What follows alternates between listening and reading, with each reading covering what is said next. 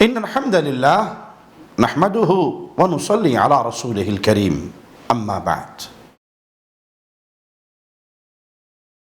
پاکستان کے مختلف علاقوں میں بارشوں کی وجہ سے ایک سیلاب کی کیفیت بن چکی ہے، اور بہت سارے مسلمان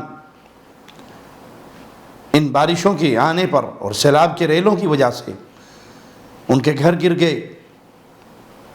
بہت سے تو ایسے ہیں جن کے بچے اور رشتہ دار ڈوب کر فوت ہو گئے، جانور مویشی وہ اس پانی میں بہہ گئے۔ اس آفت کے آنے سے بعض وہ سفید پوش جو اپنے گھروں میں عزت سے رہتے تھے، وہ بھکاری اور فقیر بن کر لوگوں کی امدادوں کے انتظار میں بیٹھ گئے۔ ان حالات میں اہل اسلام، اہل ایمان پر لازم ہے کہ وہ اپنے مسلمان بھائیوں کی مدد کے لیے آگے بڑھیں۔ یہ سیلابی ریلیں اور یہ شدید بارشیں جن میں انسانی جانیں بھی ضائع ہوئی اور انسانوں کا مال و متاع اور جانور بھی ضائع ہوئے، اور وہ بھوک اور افلاس کے ہاتھوں مجبور ہو کر اپنے مسلمان بھائیوں کی طرف دیکھ رہے ہیں، تو جنہیں اللہ نے ان آزمائشوں سے بچایا ہوا ہے اور مال و دولت سے نوازا ہوا ہے، جس کے پاس جو صلاحیت ہے، کسی کے پاس مال ہے، کسی کے پاس جسمانی قوت ہے، وہ وہاں جا کر اپنے بھائیوں کی مدد کر سکتا ہے، تو وہ ان حالات میں اپنے مسلمان بھائیوں کی مدد کے لیے باہر نکلے، اور اس عمل کو چھوٹا عمل نہ سمجھے۔ یہ عمل بہت عظیم ہے، اللہ کے ہاں اس کا بہت بڑا اجر ہے۔ شیخ البانی رحمہ اللہ سلسلہ صحیحہ میں 906 نمبر ایک روایت سیدنا عبداللہ ابن عمر سے بیان کرتے ہیں، احب الناس الی اللہ، اللہ کو محبوب بندہ کون ہے؟ کون ہے جو اللہ کے ہاں لوگوں میں بہت پیارا ہو؟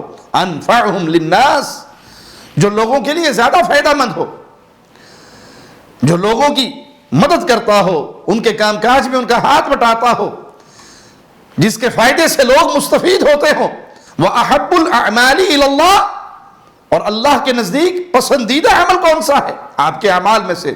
سرور يدخلہ علی مسلم، مسلمان کے دل کو خوش کرنا، مسلمان کو خوشی پہنچانا، او یکشف عنہ کربہ، یا کسی پریشانی اور غم کو اسے دور کرنا، او یقضی عنہ دینا، یا اس کا قرض ادا کر دینا، او تطرد عنہ جوعا، یا اس کی بھوک کو مٹا دینا۔ اور ان اعمال کو بیان کر کے پھر آپ کیا فرماتے ہیں؟ میں اپنے کسی بھائی کی حاجت میں اس کی مدد کے لیے چلوں، یہ مجھے کتنا پسند ہے۔ احب الی من ان اعتکف فی هذا المسجد، میں اپنی اس مسجد میں، مسجد نبوی میں 1 مہینہ اعتکاف کروں، اس سے زیادہ مجھے یہ پسند ہے کہ میں اپنے کسی مسلمان بھائی کی حاجت میں، اس کی کسی مدد میں اس کے ساتھ چلوں۔ اب یہاں یہ وضاحت نہیں، یہ شرط نہیں کہ اس کی وہ حاجت پوری ہو یا نہ ہو، آپ اس کی مدد کے لیے چلیں، آپ اس کی سفارش کے لیے چلیں، آپ اس کے کام کے لیے چلیں۔ آپ کا یہ چلنا کتنا محبوب ہے کہ پیارے نبی صلی اللہ علیہ وسلم فرما رہے ہیں، میں اپنی مسجد میں 1 ماہ اعتکاف بیٹھا رہوں، اس سے زیادہ پسندیدہ ہے مجھے کہ میں اپنے کسی مسلمان بھائی کی حاجت میں اس کے ساتھ چلوں۔ تو اب تو آپ کے مسلمان بھائی بھوکے بھی ہیں، پریشان بھی ہیں، ان کی چیخیں، ان کی دھاڑیں، ان کے بچوں کے ڈوب جانے پر ان کا رونا، یہ جس دل میں ایمان کا ذرہ بھی ہو اس دل کو دہلا دیتا ہے۔ جس دل میں انسانیت زندہ ہے، مسلمان کا دل ہے، ایمان اور اسلام سے لبریز ہے، وہ اپنے مسلمان بھائیوں کو ان غم اور پریشانی کی حالت میں دیکھ کر وہ سکون سے نہیں بیٹھ سکتا، کیونکہ مسلمان، اس کی مثال ہی رسول اللہ صلی اللہ علیہ وسلم نے ایک جسم کے مانند دی ہے۔ اگر آنکھ میں درد ہو تو باقی جسم آرام نہیں کر سکتا، اگر دانت میں درد ہو تو باقی جسم آرام نہیں کر سکتا، جسم کے کسی حصے میں تکلیف ہو تو پورا جسم اس تکلیف کو محسوس کرتا ہے۔ یہ مثال ایک مسلمان امت کی ہے کہ مسلمان ایک جسم کی طرح ہیں، کسی کو تکلیف ہوگی تو اس کے باقی بھائیوں کو تکلیف ہوگی۔ تو میں اپنے ان بھائیوں سے گزارش کروں گا جو ان مصیبت کی گھڑیوں میں اپنے ان بھائیوں کی مدد کر سکتے ہیں، اللہ نے استطاعت دی ہے، جان و مال دیا ہے، وہ آگے بڑھیں اور اپنے بھائیوں کی مدد کریں، ان بھوکوں کو کھانا کھلائیں۔